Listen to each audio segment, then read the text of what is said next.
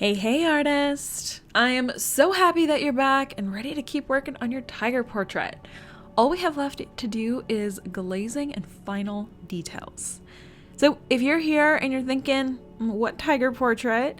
Then you're definitely going to want to go back and start with part 1 and then part 2 of this video series. You can grab the links for those 2 parts in the description.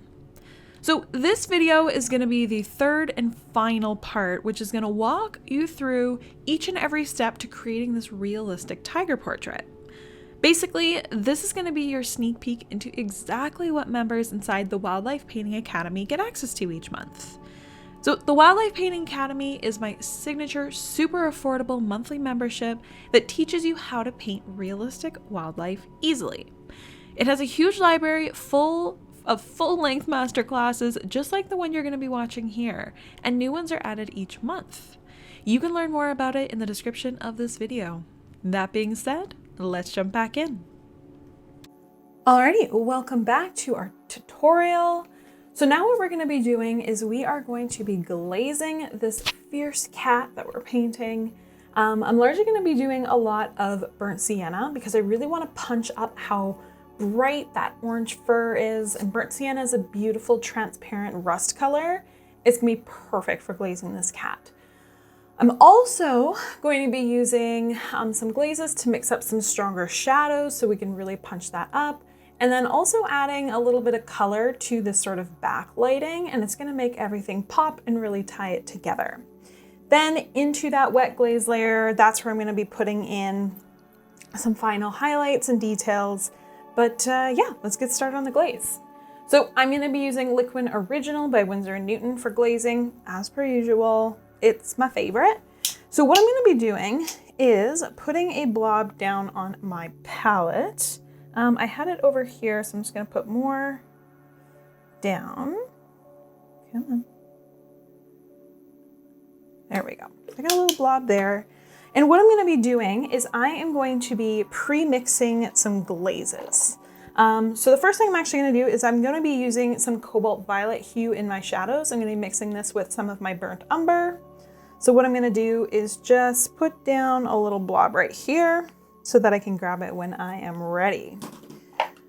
So I'm grabbing a trusty palette knife. This one's pretty gross and crusted over, but it serves me just fine. And I'm grabbing some of that glaze. I'm going to separate some out. I'm going to start off by mixing my rusty colored glaze here. So I'm using burnt sienna. So grabbing a little bit and mixing it through. So I like to mix with a palette knife because, again, you're not wasting any product. With brushes, a lot of that paint, medium, whatever you're using, can get sucked into those bristles, and it makes it really tricky to be able to get it all out. So you end up wasting some product.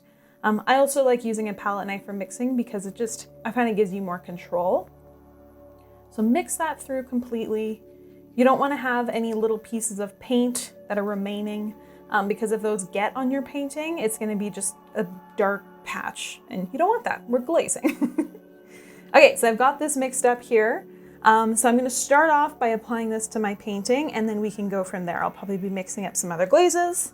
So wipe off your palette knife, and then I'm going to be grabbing a large filbert brush here, this guy here, and I want to cover as much surface on my painting as possible. So it is really important here that our painting is completely dry, because if it isn't, then that's not going to be fun, because this wet glaze here is going to end up lifting off that paint, and you're gonna get like a bare patch, and then that's gonna cause everything else to get muddy, which is not what we want.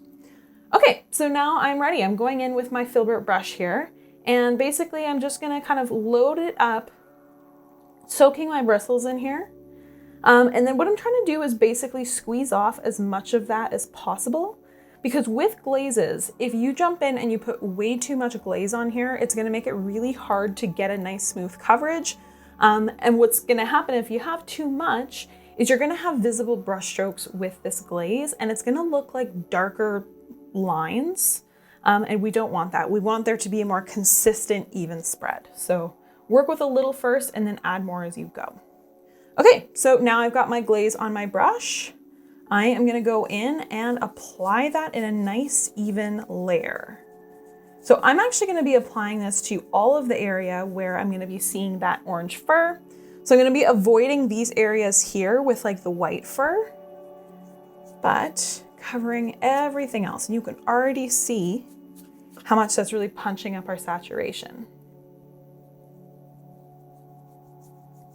So when it comes to this area here where you're going to have that orange fur running into the white, I just kind of feather it out lightly to show that it is actually a gradient between the two.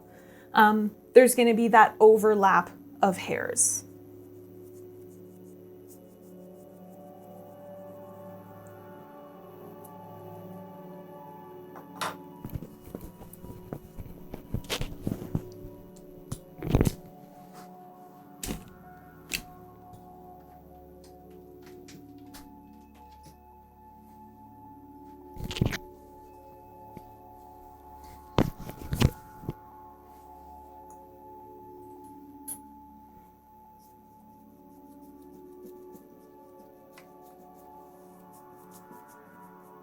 So one of the things here is I've got this backlighting. So far it's just been white, and I actually do want to give that a little hint of golden. So I'm taking whatever's left on my brush and kind of flicking it up towards there so I get a bit of color on there, and that's just going to give it a little bit more life.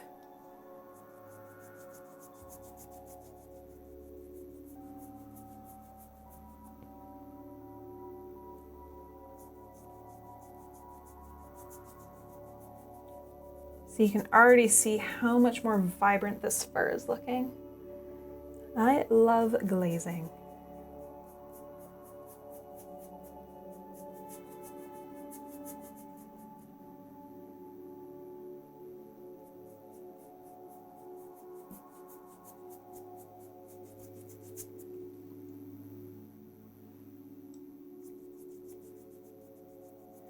So apply a nice layer of that over all of that beautiful rusty colored fur. And then with whatever's left on that brush, I'm kind of flicking that towards that backlighting. I'm also doing a little bit where the white fur here is also backlit because I want to give that a little bit of color too, just a little bit of life and drama. So I'm kind of basically doing whatever's left on my brush.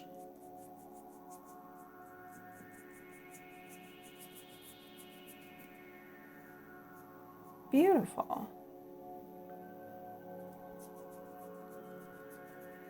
Okay, so you can see how much more vibrance that gives it. I love it.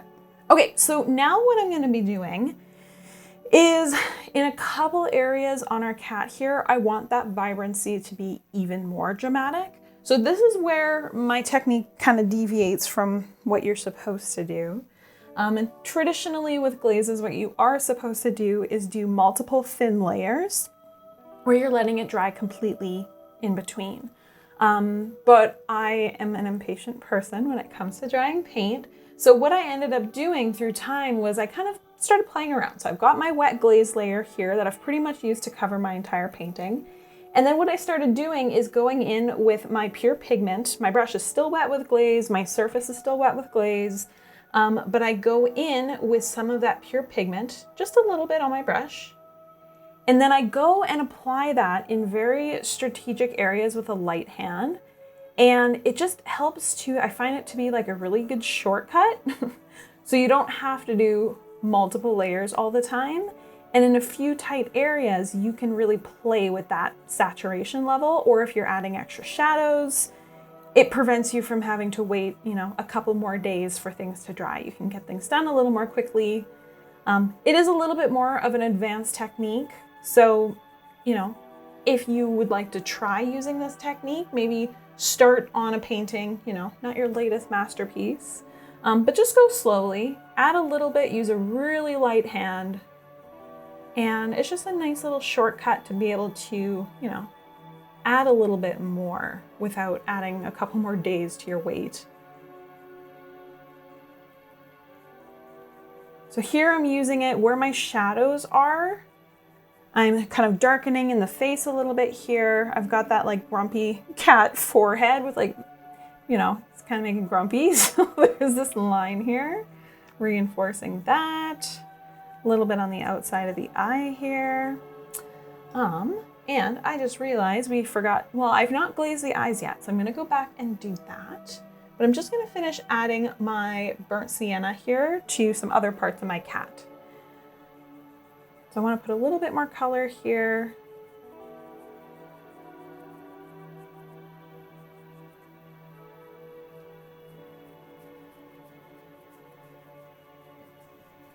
There we go. See, that just gives it such a nice pop. Lovely. Okay, so now what I want to do is let's see. First, I'm going to wash my brush. I'm going to mix up another glaze here that I'm going to be able to use as a shadow glaze for my white fur. So let's kind of give this brush a little wash right now, grabbing my palette knife again. So what I want to do here is, I'm separating out a bit more. So I am going to be largely using a little bit of Ivory Black. So I'm going to actually pre-mix my color here. A little bit of Ivory Black. I'm going to be taking some of this cobalt violet hue that I just put down and taking a little bit of burnt umber, and I'm mixing this through. So it's going to make a really dark color here, but it's not going to be solid black because I don't want my shadows to be solid black because it's very lifeless.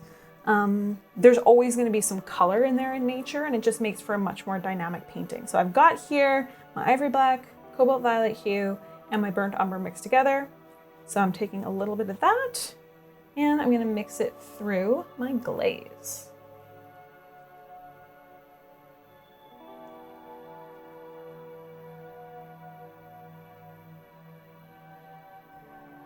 So you can see here when it's packed up, when there's a lot of glaze, it's very dark, but as soon as you kind of spread it thinly, you can see how transparent it gets.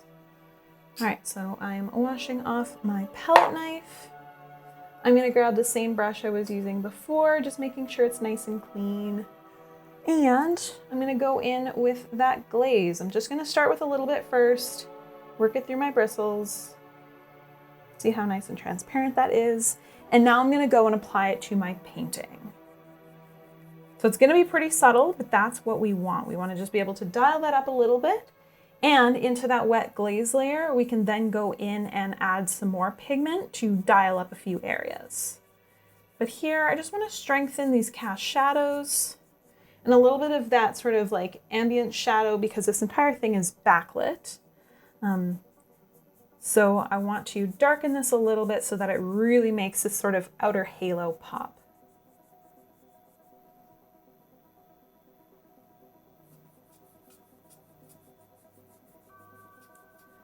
You can see here with this glaze, it's still very, well, it's very dark, it's transparent, and it's not just completely black. There's a little hint of color going on, which is exactly what I wanted.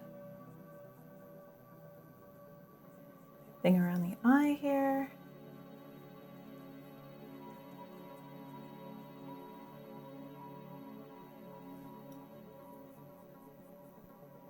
A little bit around our little kitty mouth.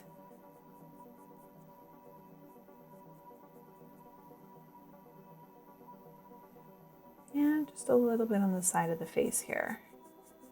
I'm largely avoiding this backlighting or this halo here because I want that to be as bright as possible.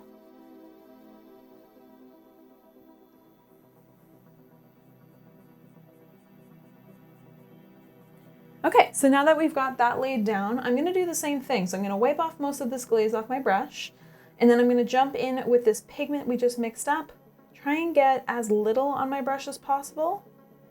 And then I'm gonna go in and kind of touch up a few areas where I just wanna dial in that shadow a little bit. Just add a little bit more darkness.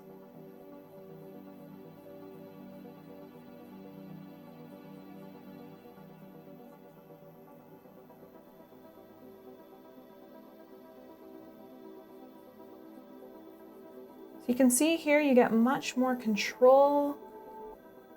And then you don't actually have to wait another couple of days to do your next layer.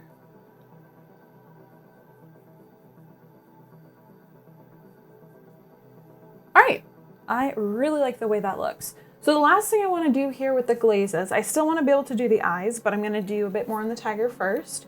So I want to add a little bit more drama to this tiger and punch up some of the shadows on the orange fur. So I'm going to go into the same color that I mixed. So this is our combination of Ivory Black, Burnt Umber, and Cobalt Violet hue.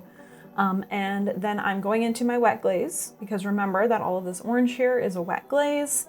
And I'm just going to be adding a little bit more darkness to boost those shadows even further.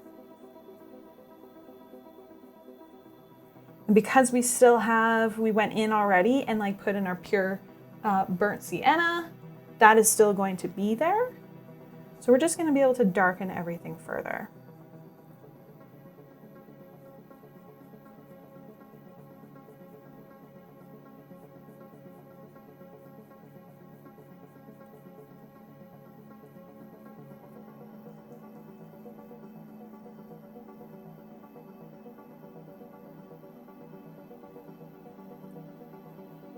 On the body here, I just want to add a little bit more shadow.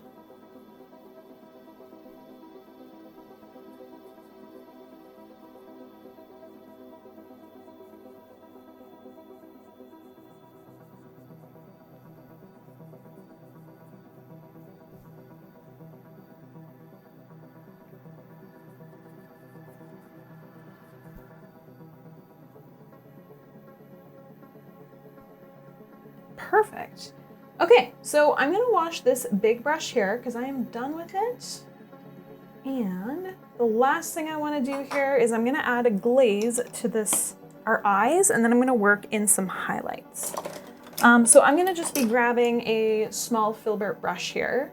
And I've already got this glaze. I'm gonna mix a little bit more, just kind of grabbing a bit of that, grabbing a bit of our burnt sienna, and just mixing it through. I'm not too worried about wasting too much product here because we're just using a little amount.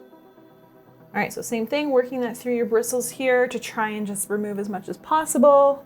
And now I'm gonna go and stroke that into our eyes. Nice even coat. See how much light and vibrancy that adds there. Ooh, I love that.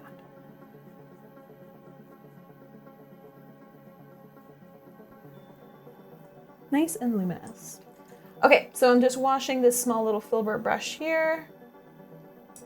And now what I'm doing is I'm taking a small round brush and I'm just taking a look here. I'm pretty happy with my shadows, but I might go back in with this darkest tone that we just mixed up here, our combo of Ivory Black, Burnt Umber, and Cobalt Violet hue on my round brush here.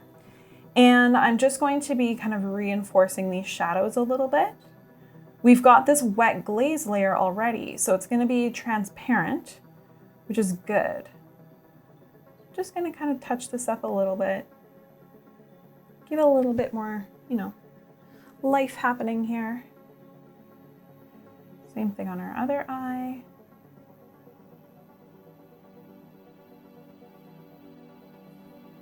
Give a little bit on our kitty nose here. All right, so I'm gonna wash this brush, dry it off because I'm still gonna be using it. And now what I wanna do is just give a little bit more hint of light in here. So I'm going into one of these pale gold tones that we mixed up. And again, remember that we've got that wet glaze layer in our eyes here. So anything we put is going to look more transparent, and that's okay. Basically, I'm just taking this small round brush and using tiny little strokes, just adding a little bit more light and life into this eye.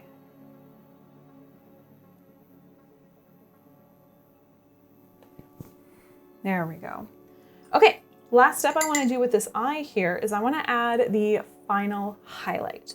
So what I'm going to do, again, we've got the wet glaze. I'm going to take this gray tone here that we mixed up, and on the same round brush, I'm going to take this and I'm going to go ahead and kind of put a little bit of like an arc right here. And this is going to make it kind of transparent because again, we're working into that wet glaze layer. And also it's not pure white. So I actually don't want it to be pure white yet. I want to build up a little bit more of kind of an atmospheric highlight. And I'm trying to keep it in the shape of an arc because that's going to emphasize the fact that this eye is actually spherical.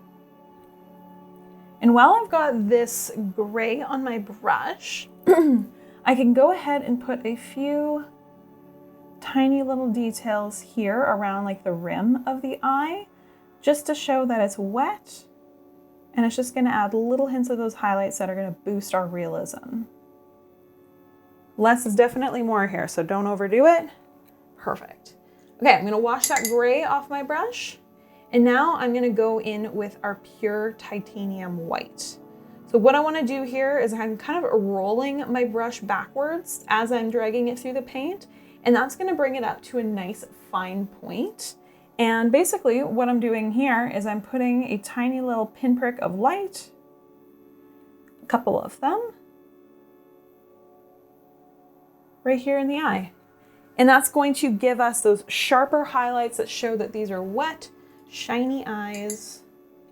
And it's just going to add a beautiful pop of life here. Okay, our glazing is done. And that means it is time for our final highlights and details. Okay, so we're going to put in those final highlights and details. I personally believe less is more in this phase because I don't want to overwhelm it. I just basically want to put in those final highlights in a few select spots. So pretty much what I'm doing is I'm going to be adding a little bit more detail around the eyes here. I'm going to be adding in some whiskers and just a couple of areas just to add a bit of highlight.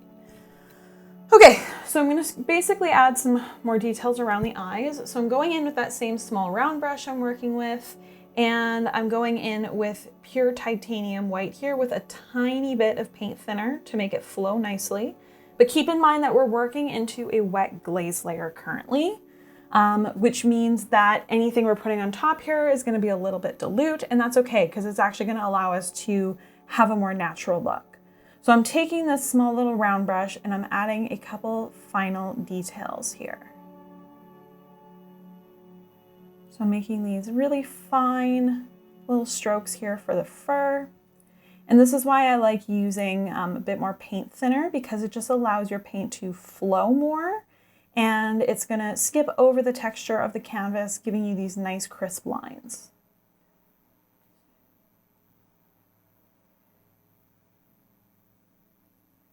See, I'm really not doing much here. I just want to add a little bit. If you have to rotate your canvas in order to not contort your arm like I'm doing now, then feel free to do so. It makes life much easier if you can kind of rotate your painting.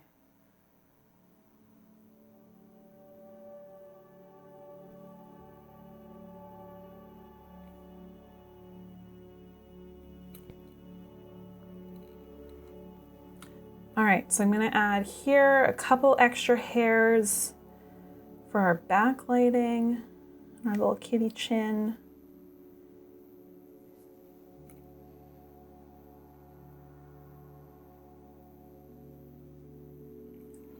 All right, so for our whiskers here, making nice sweeping lines.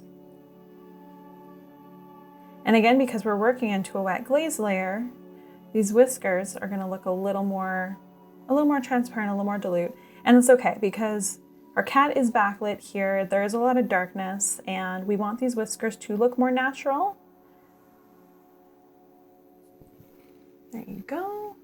And again, use some paint thinner instead of medium here to make it flow better.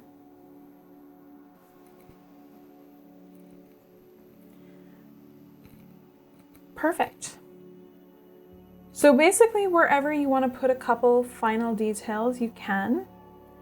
Here I'm just kind of adding a couple rogue hairs. And again, because our glaze layer is wet here, it's going to prevent anything from being super, super dramatic. If there's certain areas where you want to put really bright highlights, I recommend actually letting your painting dry and then putting those back in, because otherwise you're going to be fighting against that wet glaze layer. But I personally like having things a little more natural. There I'm kind of putting in a few rogue hairs here and there because nature's crazy and chaos. Okay. I think that is done. I really like the way that looks. If you want to keep pushing your details and highlights, have at it, but I really like the way this looks. So I'm gonna leave it as is. Make sure you sign your painting. When it's completely dry, you can put a nice varnish layer on it, and then you are totally done. Thank you so much for watching this tutorial. I hope you feel confident now about painting your own majestic tiger, and I will see you in the next tutorial. Hey artist! Thanks for watching the final part of this 3-part video series where I walk you through each and every step for painting this realistic tiger portrait. Like I mentioned at the beginning of this episode, this tutorial is one of many that are found inside the Wildlife Painting Academy. So if you enjoyed it, you would probably love everything else you're going to find inside too. You can learn more about the Wildlife Painting Academy in the description of this video. Thank you so much for following along, and I will see you in the next video.